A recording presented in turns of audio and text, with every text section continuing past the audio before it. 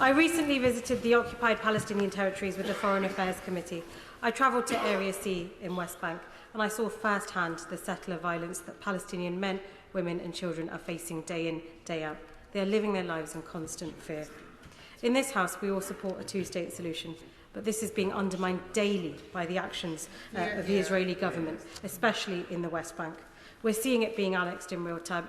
The Minister says that we will recognise the state of Palestine when the time is right, but I fear there may be no state left to recognise. Will the government look again at stopping all settlement goods coming into the UK? I ask the Minister to bring a sense of urgency to this. The people of Gaza are starving. Every bakery is closed. There's insufficiency of water. There's no power. There's no schools open. There's no hospitals fully functioning. It is an utterly desperate situation. Yet we are still allowing, I believe, RAF Akrotiri to be used as a staging point for Israel. We're still supplying parts for F-35 jets, which are bombing the people of Gaza, bombing the rubble there. What is the government doing to ensure Israel stops the bombing and food aid gets through very, very urgently for the people of Gaza, merely to help them survive? I concur with the comments of the Right Honourable Member for Islington South and Finsbury in that we've been here before, Minister. It's the same responses we keep getting. Our constituents continue to write to us about this. They want hope. But the reality is that in the last fortnight, over 1,000 Palestinians have been killed.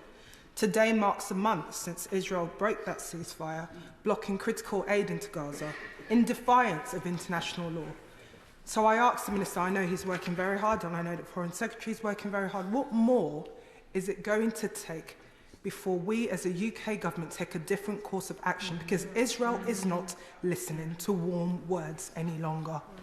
If the rule of international law means anything, it also means that we must uphold it. So just as we recognise taking hostages is a breach of international law, so we recognise killing aid workers is a breach of international law.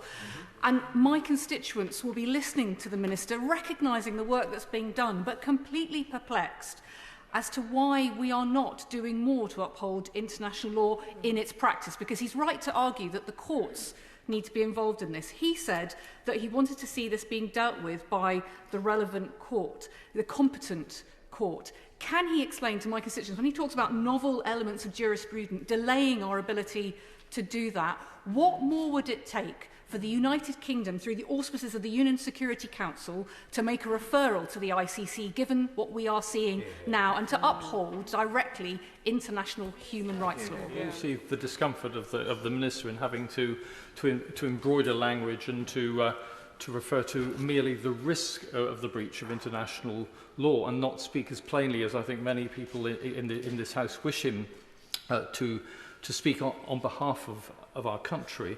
And of course we all want to see the hostages free, just as we want to see free the 2 million hostages in Gaza who are being held hostage by the murderous IDF, who are treating them with disdain and starving them at present. But if he's not prepared to make the statement which I think many of us do wish him to make, will he at least admit that the actions of the far-right Israeli government can no longer be described as self-defence? I will accept that our efforts in recent days to try and prevent a blockade from continuing in Gaza have not been effective. We have seen, at the first part of this year, a very welcome increase in aid going into Gaza, including UK aid. Even during that greater flow, there were still restrictions that were unwelcome on the nature of the aid that went in, that made reconstruction, shelter, tents, sleeping bags hard to get into Gaza when they were desperately needed.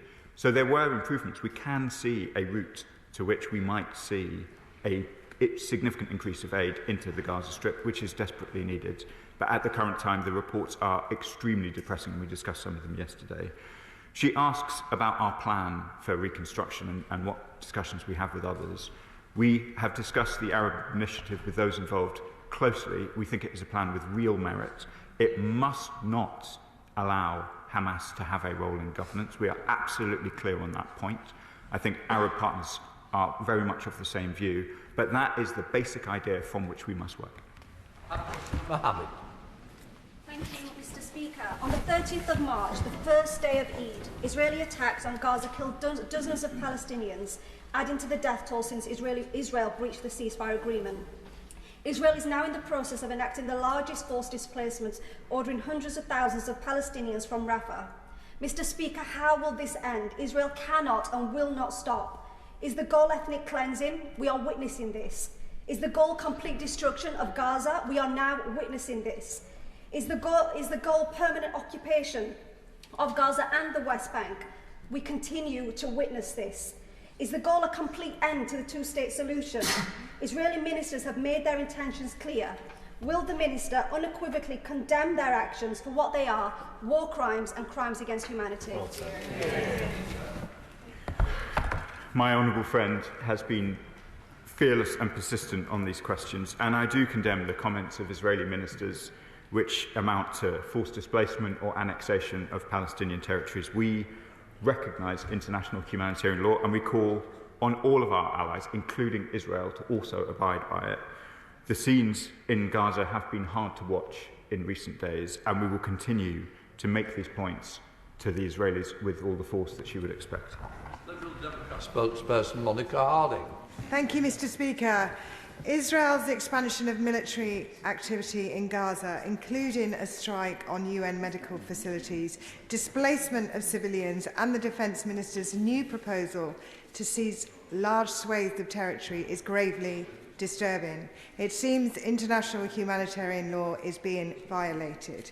This week's reports that IDF forces killed and buried 15 humanitarian workers in a mass grave is also appalling. The ceasefire must be restored. Israel must immediately end its illegal blockade of humanitarian aid into Gaza to bring desperately needed relief to 2 million people who have suffered enormously, and Hamas must release the remaining hostages immediately and unconditionally. Will the Minister update the House on the conversations he is having with Israeli, American and Middle Eastern partners regarding the restoration of the ceasefire? All sides must recommit to a political process. He says there is only one route. So I will ask the Minister once again if this government will now recognise a Palestinian state, giving hope to millions of Palestinians. And will he outline what the UK is doing to hold those who attack aid workers in violation of international humanitarian law accountable and protect those aid workers who remain in Gaza? The questions raised are important ones about, let me start with humanitarian aid workers, and the whole House would have heard the Prime Minister responding to my honourable friend, the member for Truro and Falmouth. We of course do want to see accountability when humanitarian workers are struck. We particularly expect accountability when it is British nationals who are affected, and my thoughts are with the whole families of all of those affected by the World Central Kitchen incident. What do we want to see next by way of accountability? We want to see the Israeli Military Advocate General going through the investigation at a proper speed. It has been 1 year, coming to proper findings and answering the question of whether or not criminal charges should now be laid. On the questions of the recognition of a Palestinian state, this House has discussed them many times. We will recognise a Palestinian state as part of a contribution to a two-state solution. We are all watching the events in the occupied Palestinian territories at the moment and seeing how distant a functional Palestinian state looks like under these circumstances. And our first efforts must be to restore the basic function of Palestinian life, both in Gaza and in West Bank, where it is also under threat. Thank you, Mr. Speaker. I recently visited the occupied Palestinian territories with the Foreign Affairs Committee. I travelled to Area C in West Bank, and I saw firsthand the settler violence that Palestinian men, women and children are facing day in, day out. They are living their lives in constant fear. In this House, we all support a two-state solution, but this is being undermined daily by the actions of the Israeli government, especially in the West Bank. We're seeing it being annexed in real time. The Minister says that we will recognise the state of Palestine when the time is right, but I fear there may be no state left to recognise. Will the government look again at stopping all settlement goods coming into the UK? These are important questions. The UK considers settlements illegal under international law, we are clear that settlement goods must be properly labelled and they do not benefit for the trading regimes that would otherwise apply both to Israel and the occupied Palestinian territories. My honourable friend's question is the right one. We need to ensure that there remains a viable path to a two-state solution. There is no other path to peace in the region, and all of our efforts are focused on that outcome. Sir Desmond Swade. Mr. Speaker, when I was the minister responsible, the minister now was an outstanding official in that department. So he will know that when I presented an egregious list of complaints to the Deputy Prime Minister of Israel and the Chief Negotiator, he simply stormed from the meeting, leaving the ambassador with his head in his hands. So I ask, what leverage do we actually have? Mr. Speaker, the honourable gentleman is kind about my service, and I know that he raised some of these issues with some force, as he says, in his time in my role. And it underlines, I think, the hard truth here, which is the Israelis must be persuaded to relent from a course of action which both parties have seen, and others, the other parties as well in this chamber, have seen is totally undermining to the long-term stability of the region, which is important not just for Israel, not just for Palestine, but for the UK and our friends and allies in the Middle East. Blair McDougall. Mr. Speaker, the poor people of Gaza trapped between Hamas, who refused to release the 59 hostages, and Defence Minister Katz now threatening total destruction of Gaza. I wonder if the Minister shares my despair at the lack of leadership that is committed to peace. And I wonder if we can talk about what diplomatic efforts and through perhaps aid spending we are making to try to create moderate leadership in the region which can create the long-term circumstances for peace and reconciliation. Minister. Thank you, Mr. Speaker. My honourable friend has done much work over the years on questions of peace building. We too are committed to playing our part in trying to build up the connections between the two societies that could allow for the kind of moderate leadership at the very most local level that is so necessary for making peace. We saw that in our own experience of Northern Ireland. Many in this chamber have rightly pressed us on all MEP's proposals, and we will look forwards in the coming period to setting out what we will be doing to support peace-building efforts. I watch, as the Foreign Secretary does, with dismay on both sides, with the many civilians asking for peace, the many civilians protesting both in Israel and the occupied Palestinian territories for a return to a ceasefire. That is what we want to see. Richard Ford. Thank you, Mr. Speaker. We've heard ministers refer many times to the risk of breaches of international humanitarian law. On the one occasion, on the 17th of March, where the Foreign Secretary admitted that withholding aid to Gaza was a breach of international law, he had to retract the admission and refer again to a risk of breaches. If the recent attacks on aid workers constitute a further risk of breaches, can the Minister outline what would constitute an actual breach? Mr. Speaker, the Foreign Secretary has clarified his comments on the occasion that the honourable gentleman refers to, and the honourable gentleman will know well from his own background that it is a long-standing policy of governments of all kinds that it is not for ministers to act as courts. There are competent international courts who make these determinations. John Pearce. Thank you, Mr. Speaker. The resumption of the conflict in Gaza is incredibly tragic, and it's especially heartbreaking for the hostage families and all those brave people we have seen protesting in Israel against their government and in Gaza against the death cult that is Hamas. Would the Minister agree with me that the conflict today could end if Hamas released the 59 hostages and left Gaza to live in peace and security? And will the Minister update us on plans for the international plan for peace for Israelis and Palestinians? Madam Deputy Speaker, my honourable friend is right. Hostages must be released. Hamas can play no role in the future governance of Gaza, and their role, which was described by the Shadow Foreign Secretary correctly as supported by Iran, has been malign. Malign for the Palestinians, malign for the Israelis, malign for the UK, and malign for the region. On his question about the proposal for the International Peace Building Fund, we will come back to this House with further details of our approach. As the situation continues to evolve, we want to carefully consider how best we can contribute to peace building in the way that my honourable friend asked in one of the previous questions. Jack Rankin. Thank you, Madam Deputy Speaker. In his answer to the Shadow Foreign Secretary, can I thank the Minister for raising the plight of Avinatan Or, who I'm proud to be twinned with. He was brutally captured by Hamas terrorists now 544 days ago. In March, his family received a sign of life for the first time, and in that same month, a number of colleagues heard from his mother, Ditsa, who is a British citizen, moving story in Parliament, and her continued plight for her son's release. Does the Minister agree that Hamas could end the war now by releasing Avinatan and all the remaining hostages? And will he assure Ditsa that all avenues are being pursued by this government to make that a reality? I'm grateful to the Honourable Gentleman for mentioning Ditsa. I too met her recently, and indeed Avinatan's sister. These are two incredibly strong women doing absolutely everything that they can for their loved one, and I can assure them from this dispatch box that we are doing everything we can to secure his release. Melanie Ward. Thank you, Madam Deputy Speaker.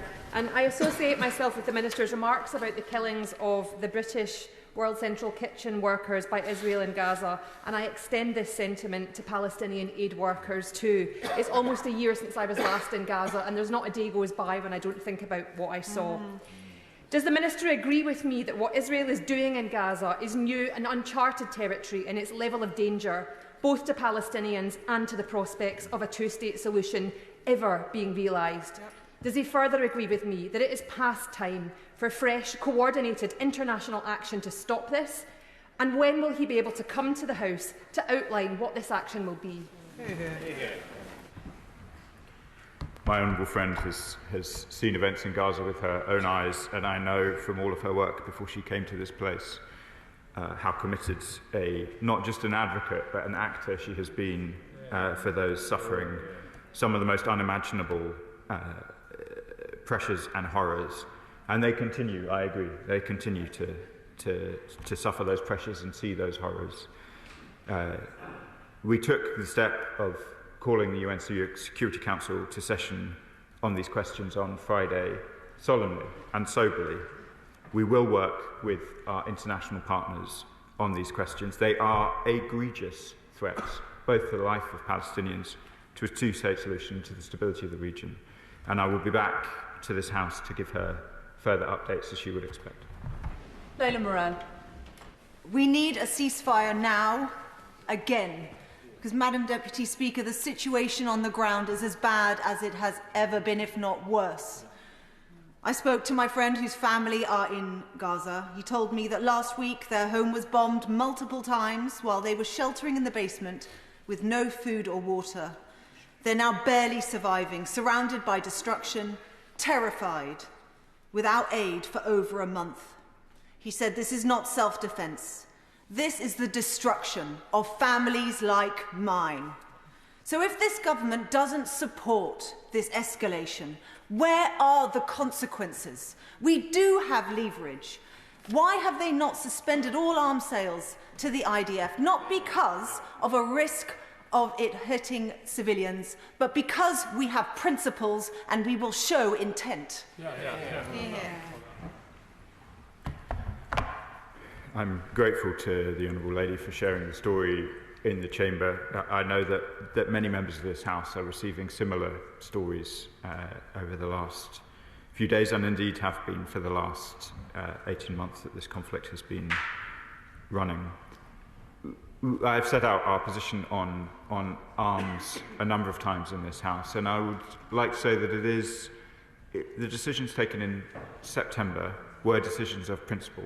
They remain decisions of principle, and the two principles that underline our position in relation to arms licenses for sale to Israel are both that we are concerned about risks of international humanitarian law and that we will continue to defend Israel against threats to its security and safety, including from Iran.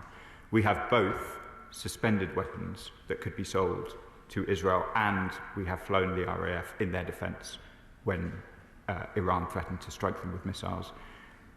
The world is incredibly complicated. It is moving very quickly, and I recognise the strength of feeling in this House on the question of arms. Our position remains the same, and it is one of principle. Tan Singh Desi. Madam Deputy Speaker, what we are witnessing in Gaza is the weaponisation of starvation, with an ongoing blockade of food, water, medicines and shelter now into its second month. There is also the heart-wrenching, despicable discovery of the killing of a further 15 aid workers found in a mass grave, and now large-scale hostilities have restarted. This must stop. So, Minister, given it's clear that the Netanyahu regime is not listening to the UK government and will only listen to President Trump, what pressure is our government putting onto the US so that the Israeli government finally ends its aid blockade? Madam Deputy Speaker, as you would expect, I will confine my comments to the discussions that we have rather than the policy of other allies. But my honourable friend, who's raised these issues many times, is right. I have said it at this dispatch box. The Prime Minister said it at Prime Minister's questions earlier, and the Foreign Secretary reiterated this yesterday. We want the aid blockade to end immediately. It should not have been put in place. Palestinian civilians are suffering, and we expect urgent action. We, of course, discuss these issues with Secretary Rubio, with Special Envoy Steve Wetkoff, and with a whole range of our counterparts in the US system. We work closely with our American colleagues in the Middle East, on the Middle East, and in a whole range of national security fields. And we are clear about our policy with them, as we are with the Israeli government and the Palestinian Authority. Jeremy Corbyn. Thank you, Madam Deputy Speaker. Can I ask the Minister to bring a sense of urgency to this? The people of Gaza are starving. Every bakery is closed. There's insufficiency of water. There's no power. There's no schools open. There's no hospitals fully functioning. It is an utterly desperate situation. Yet we are still allowing, I believe, RAF Akrotiri to be used as a staging point for Israel. We're still supplying parts for F-35 jets, which are bombing the people of Gaza, bombing the rubble there. What is the government doing to ensure Israel stops the bombing and food aid gets through very, very urgently for the people of Gaza, merely to help them survive? Madam Deputy Speaker, I hope the House is under no doubt about the urgency with which myself, the Foreign Secretary, the whole ministerial team treat these issues. I've answered, I think, the question in relation to arms already in this session. The position in relation to the humanitarian needs has been on terrible and vivid display over the last few days. We are aware of the reports to which the honourable gentleman refers, and we raise these issues with the urgency they demand. Paul Wall. Madam Deputy Speaker, the Hostages and Missing Families Forum in Israel said this morning they were horrified to wake up to the news of the expanded military operation, and that's because they know the risk that it poses to their loved ones. But it's the loved ones of Palestinians who've already suffered so much that are most relevant today. And they themselves know that the annexation and the forced displacement of men, women and children is simply unacceptable. So can the Minister tell me exactly what he and this UK government have done to make representations to Israel, both about that Israeli aggression and about the expanded new 13 settlements in the West Bank, which are deliberately designed to suffocate any future state of Palestine? I can assure my honourable friend, who has been a doughty campaigner on these issues, that we have raised both the risks of returning to war and indeed the settlements he refers to directly with the Israeli government, and we will continue to do so. Christine Jardine. Thank you very much, Madam Deputy Speaker. I welcome the Minister's reply today to the urgent question, but I'm sure he'll forgive me if I say we have heard all of this before. And there's a sense of hopelessness in this place, at this downward spiral that we seem to be on. But it must be nothing to the hopelessness that's being felt by the Gazans and also by the Israeli population. The Israeli regime isn't listening to us.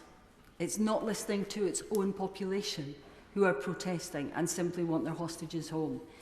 The region needs some hope, and it's been suggested here already today that if we are going to go down the route to a two-state solution, we need to have a breakthrough.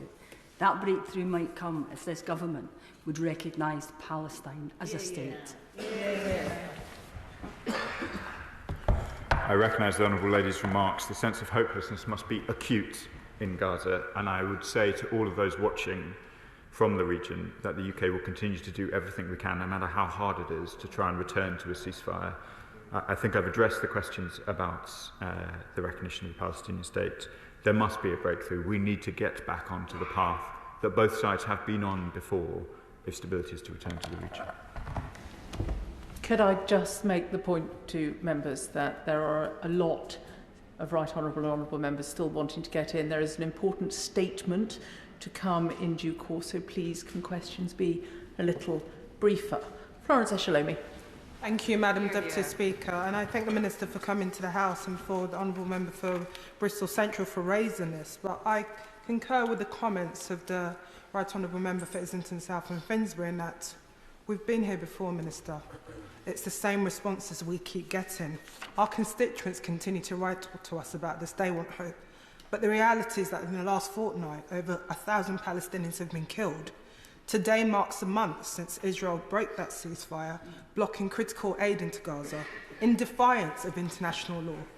So I asked the Minister, I know he's working very hard, and I know the Foreign Secretary is working very hard. What more is it going to take before we as a UK government take a different course of action? Because Israel is not listening to warm words any longer.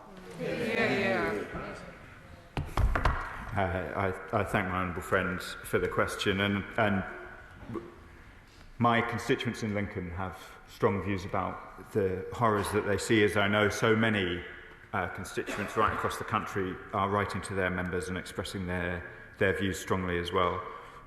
I would not describe our policy as warm words, and I think many of our friends in the region wouldn't describe our words as warm either. We have taken concrete action since becoming the government. We have restored aid to UNRWA. We have taken the arms suspension measures that have been discussed. We have sanctioned settlers. We have continued to use our position at the UN Security Council to try to bring attention and action on some of the most egregious areas of concern. We will continue to do so. I do not promise this House that I will be able to return next time with something different to say. The fact that my remarks may seem repetitive indicates that the problem is difficult.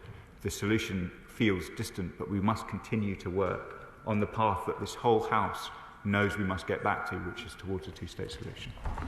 Brendan O'Hara. Thank you, Madam Deputy Speaker. Last week, the Foreign Secretary was unequivocal in saying that both sides, Hamas and Israel, were guilty of committing atrocities. Does the Minister agree with the Foreign Secretary that that is the case? I think the honourable gentleman is trying to return to the question asked by the honourable member for the Liberal Democrats. Just to be clear, on determinations of crimes, we leave that to courts. On risk of determinations, we take action. Andy MacDonald. Deputy Speaker, as affirmed by the ICJ in its advisory opinion, Israel is violating the peremptory norms of the Palestinian people's right of self-determination, the prohibition against racial discrimination and apartheid, and the prohibition against unlawful use of force. Its occupation of Palestine is illegal and must end as soon as possible. So will the Minister acknowledge that the UK has the duty to suspend all military cooperation and trade with Israel, a duty that stems from a wide range of intersecting international obligations in the face of grave illegalities committed by the State of Israel? My honourable friend asked me about the advisory opinion of the ICJ. We do accept that the settlements in the occupied Palestinian territories by the Israelis are illegal, and we have been clear about that policy position. We will take some time yet, I'm afraid, to return to this House with a full response to the advisory opinion of the ICJ, which has a number of novel elements of international jurisprudence, and we are considering it with the seriousness and the soberness that it requires.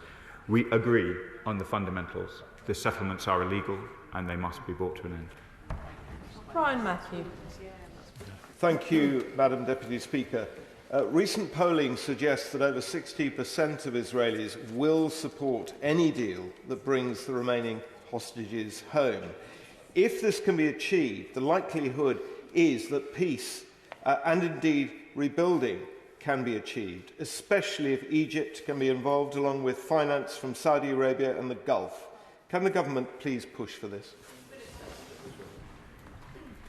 I can confirm, Madam Deputy Speaker, we want to see all of the hostages returned, and we do want to see a reconstruction plan for Gaza based on the Arab Initiative with the full involvement of the region, a reconstruction plan that can allow Palestinians to remain in their homes. Alex Ballinger. Thank you, Madam Deputy Speaker. I was devastated to hear of the expansion of military operations in Gaza this week. Alongside the aid blockade in the region, this is a clear breach of international humanitarian law. The Minister has said that he urges Israel to respect IHL.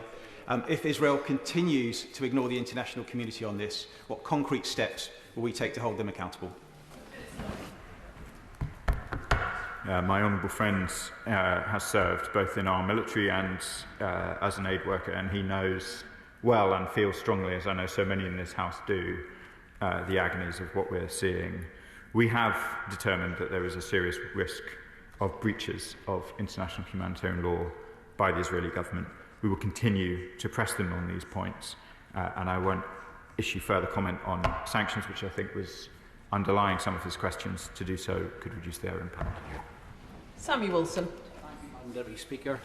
While no one wants to see the continuation of the war in Gaza, under the terms of the ceasefire agreement, Israel does have the right to take action where there is an immediate threat.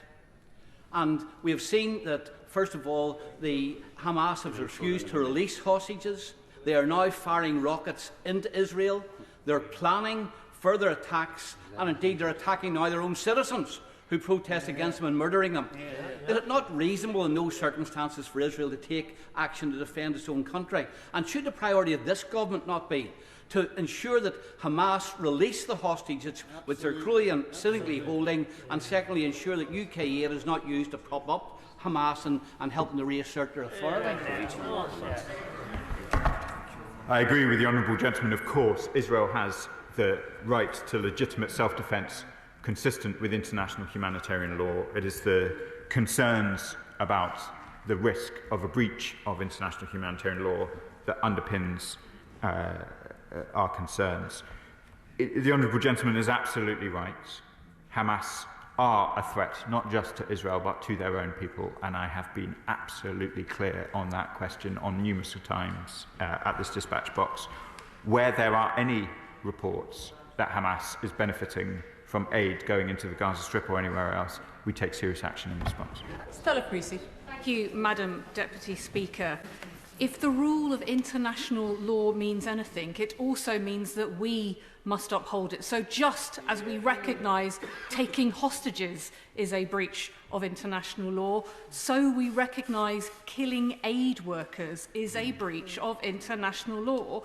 And my constituents will be listening to the Minister, recognising the work that's being done, but completely perplexed as to why we are not doing more to uphold international law in its practice, because he's right to argue that the courts need to be involved in this. He said that he wanted to see this being dealt with by the relevant court, the competent court. Can he explain to my constituents, when he talks about novel elements of jurisprudence delaying our ability to do that, what more would it take for the United Kingdom, through the auspices of the UN Security Council, to make a referral to the ICC, given what we are seeing now, and to uphold directly international human rights law?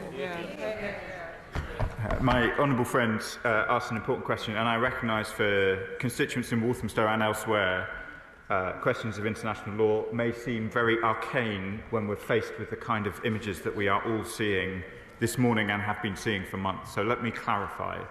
On questions of international law, she refers to the ICJ advisory opinion. That is an advisory opinion long in the gestation, which refers to the presence of Israel in the occupied Palestinian territories. It predates the October the 7th attacks. She also refers to the ICC, who have heard referrals in relation to conduct on both sides of the conflict since after the October the 7th attacks.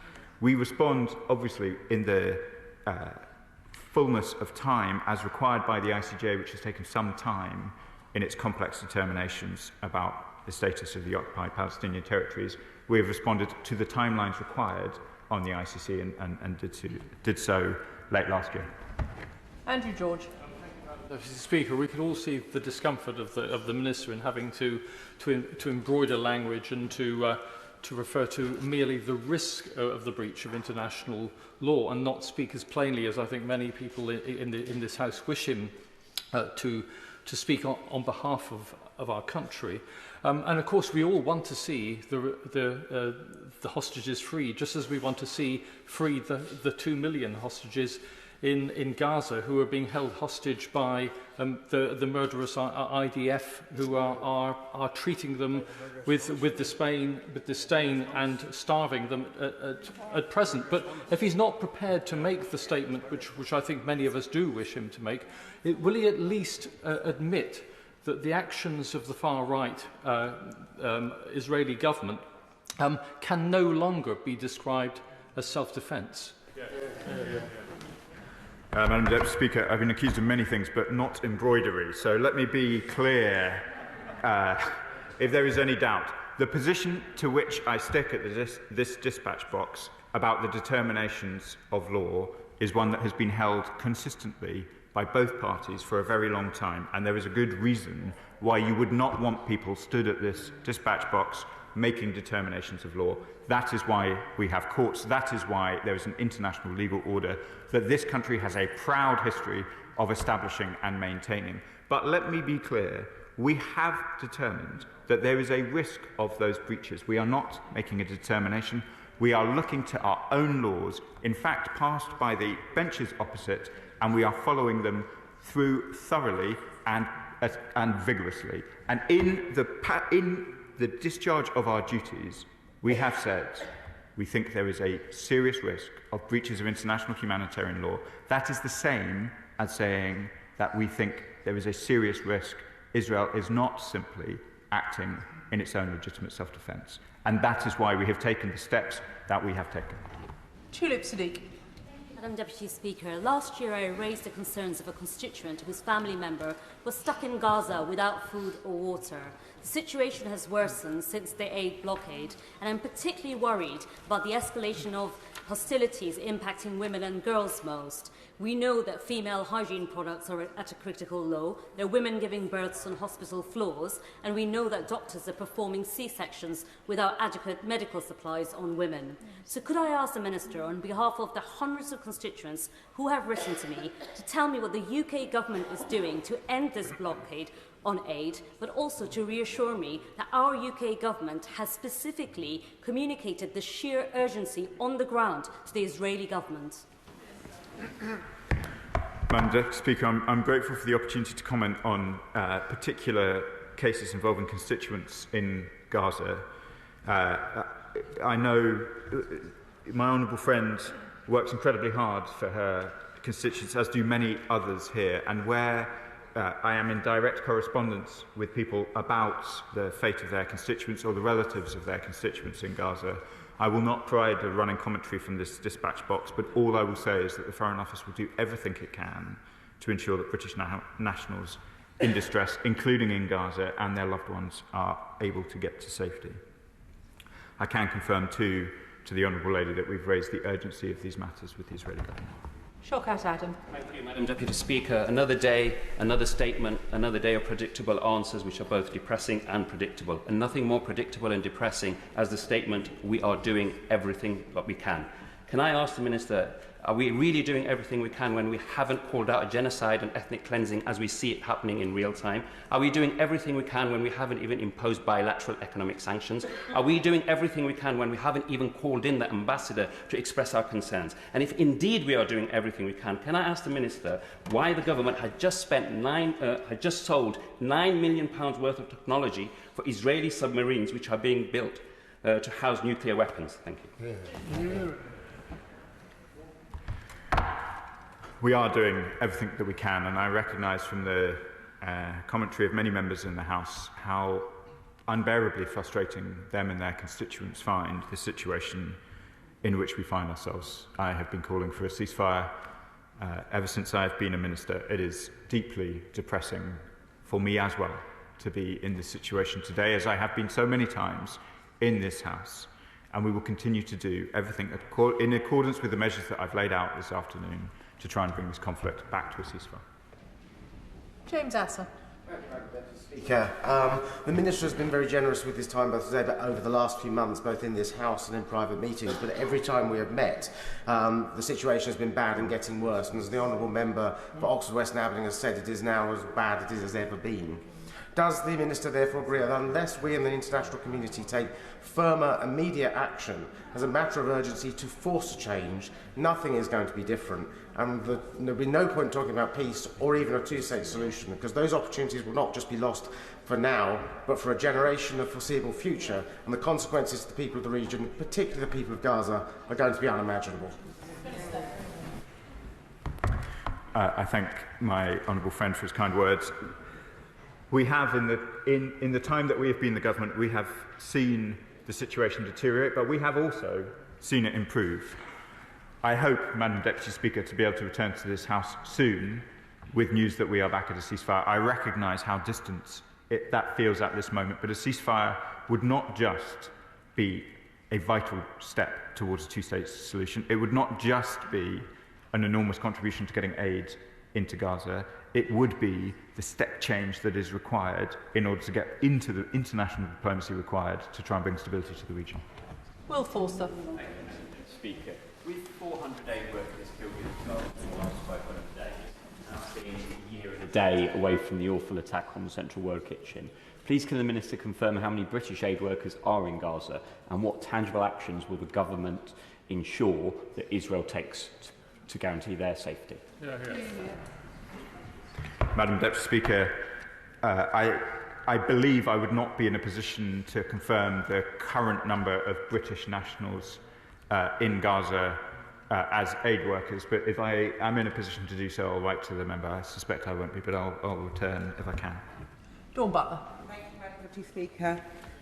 The Hostage Families Forum, which represents most of the captives' families, has said they were horrified this morning when they woke up to the Defence Minister's announcement about expanding military operations in Gaza. They also said that the Israeli government has an obligation to free all 59 hostages from Hamas captivity and to pursue every possible channel to advance a deal for their release. Madam Deputy Speaker, the only time hostages have been released is when there has actually been a ceasefire.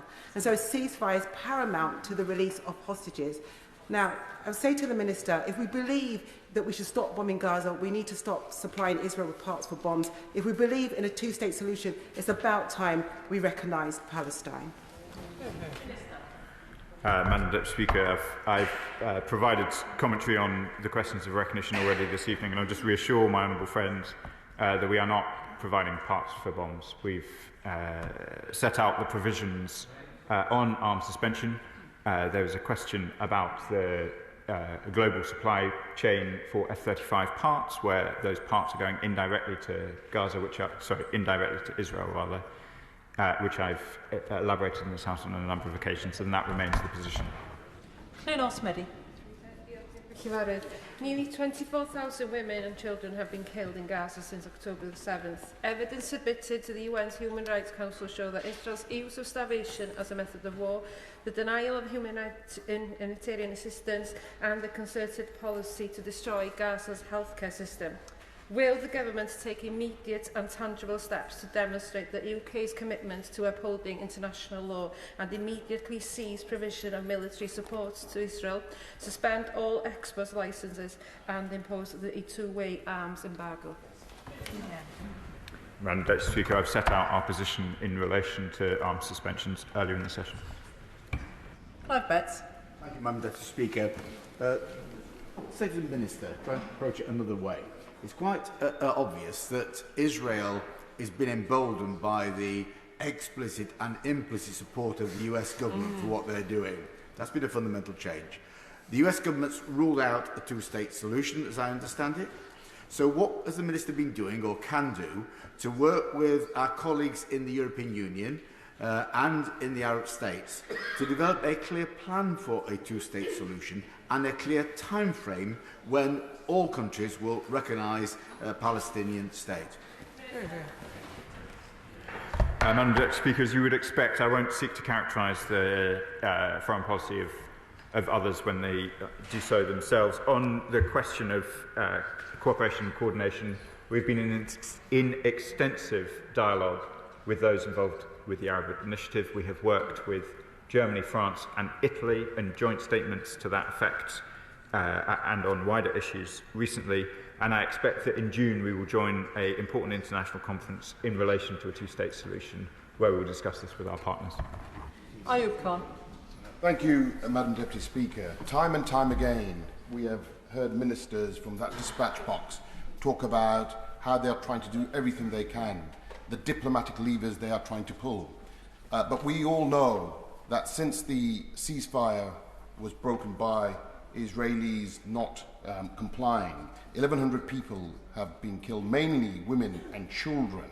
15 aid workers assassinated. We know they were assassinated because some of them had their hands tied behind their back.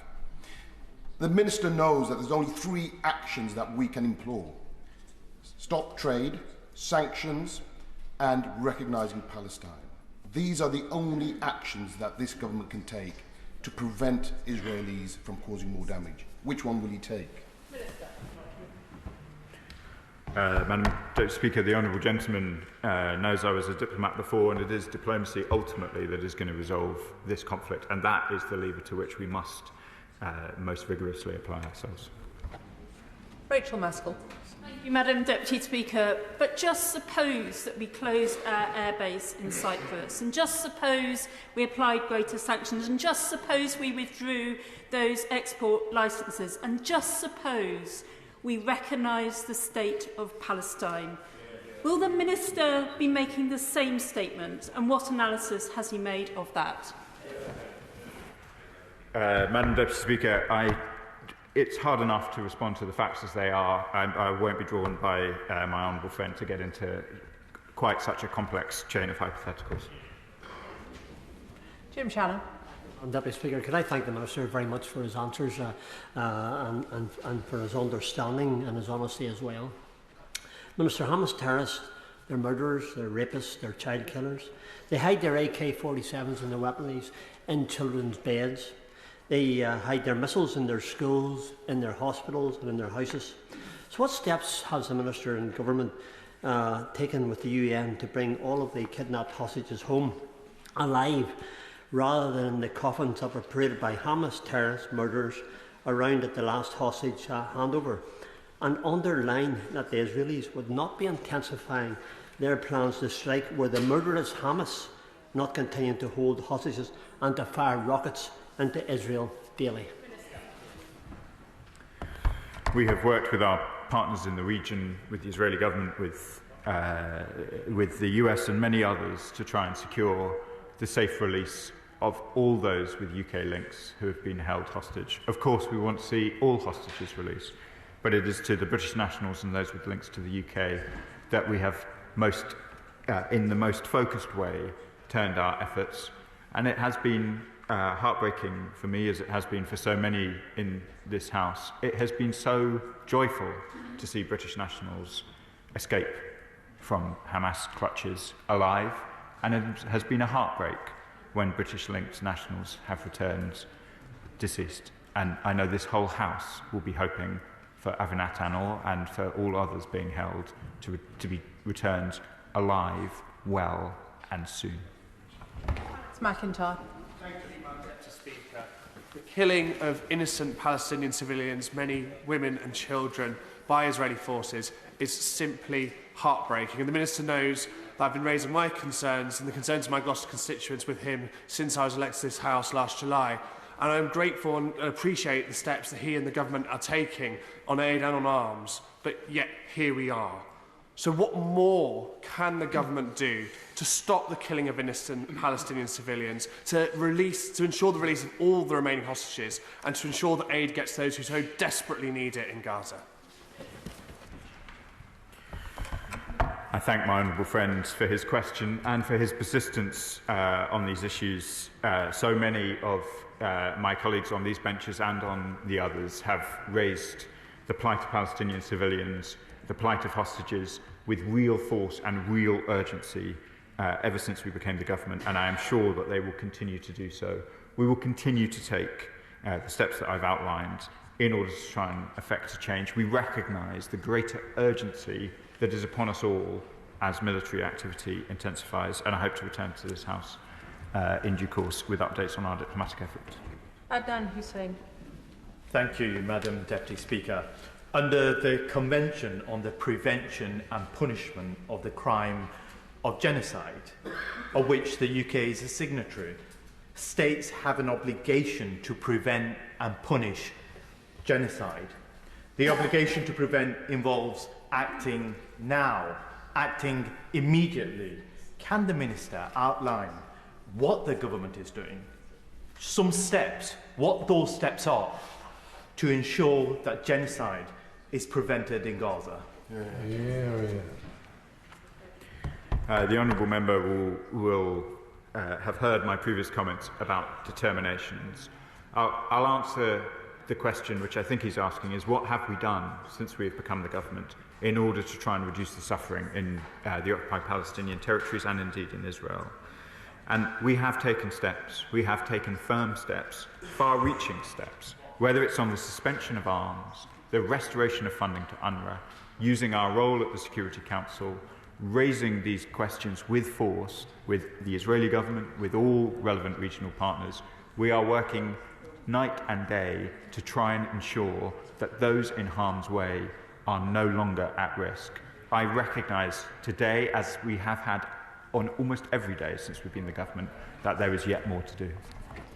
Rupa Huq. Deputy Speaker. Since Hamas's war crimes of October the 7th, we've seen multiple flagrant breaches of the rules of the international order. This week, 15 Palestinian paramedic Red Crescent workers found in a mass grave alongside their abandoned emergency vehicle, on top of a now 4-week total aid blockade.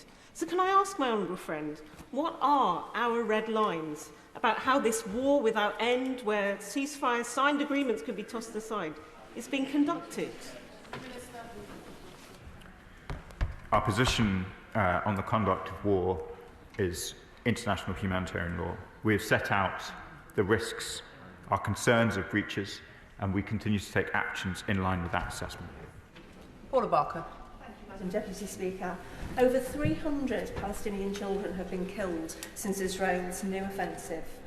What worries me about the government is that it doesn't seem to have any red lines that Israel can cross. We need robust action, not words. The two-state solution is on its knees. The two-state solution is not a byproduct of peace, Madam Deputy Speaker. It is the route to peace. So with that in mind, if recognition is not now, then when?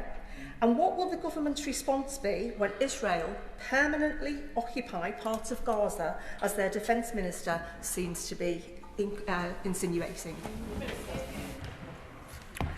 My honourable friend has got a long commitment to these issues. I know she's travelled to the region, and she is right to say that the two-state solution must be central. She asks about annexation, and I can be clear once again from this dispatch box that we want a resolution which provides for occupied Palestinian territories to be Palestinian consistent with the relevant Security Council resolutions.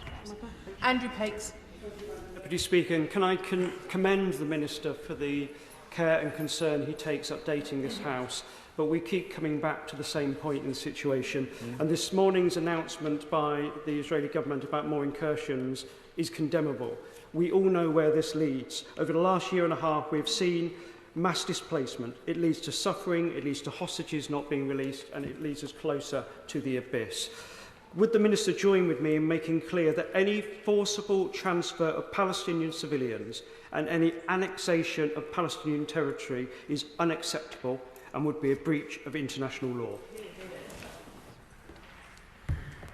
My honourable friend remains deeply committed to these issues, and I'm pleased to reassure him we do not support the expansion of military operations by Israel announced this morning, and we continue to oppose forced displacement of the Palestinians. Palestinian territory must not be reduced in the conduct of this war. Andy Slaughter. Thank you very much, Madam Deputy Speaker. In the past few days, the worst extremist Ben Gvir has rejoined the Israeli government. Red Crescent medics have been killed by Israeli forces, and Israel has started a fresh ground invasion with the killing hundreds of women and children and with a specific intention of annexing Palestinian territory. After every atrocity and illegal act, the Foreign Office expresses its concern, and then things get worse. Has the Minister considered what steps the government should take to actually make things get better on the ground for Palestinians and Israelis? I thank my honourable friends. Of course, it is the thought in our mind every day as we see the imagery ourselves, as we're sent it by our colleagues and our constituents. Every day, this government sees for its own, with its own eyes the degree of horror in Gaza, and every day we ask ourselves what it is that we can do to try and ensure that this goes in the direction of our policy, not in the direction that it has done, which has been to end the ceasefire, which has led far too many hostages to continue to be detained, that aid restrictions have continued long after I and others have called for them to end. And of course, as he would expect, every day these questions haunt us. Richard Bergen. Thank you, Madam Deputy Speaker. And we're back here again. Aid workers shot dead and dumped in a shallow grave. Hunger used as a weapon of war. Hospitals bombed. And now new plans to seize large areas of Gaza. And all that in just the last few days. Israel is carrying out war crime after war crime. And on the 29th of December, the Foreign Office issued a press release rightly referring to Russian war crimes. So I don't see why there is reticence here. I'm afraid that expressions of concern are not enough. When is the government going to act and treat Israel as it has rightly treated Russia and impose serious sanctions? Madam Deputy Speaker, I've set out the steps we have taken, the sanctions we have issued, and I'll continue to return to this House with further updates. Martin Rhodes. Thank you, Madam Deputy Speaker. I recognise what the Minister has said about what has been done, but in light of the current desperate situation, what is the Minister's assessment of what more could be done through diplomatic efforts to ensure Israel allows humanitarian aid in at speed and at scale, but also in support of the Arab Initiative to ensure that Gaza is rebuilt as part of a viable and a recognised Palestinian state? Madam Deputy Speaker, we will continue to work with our partners who are party to the Arab Initiative and indeed our partners in the United Nations Security Council, where we have called sessions, issued statements, and we will continue to work along those lines in the way that the member would expect. Brian Leishman. Thank you very much, Madam Deputy Speaker. I have a simple question looking for a very simple answer. Does the government recognise Israel's plan for large-scale forced evacuations in Gaza as ethnic cleansing? And if not, why not? Madam Deputy Speaker, we continue to oppose forced displacement in Gaza.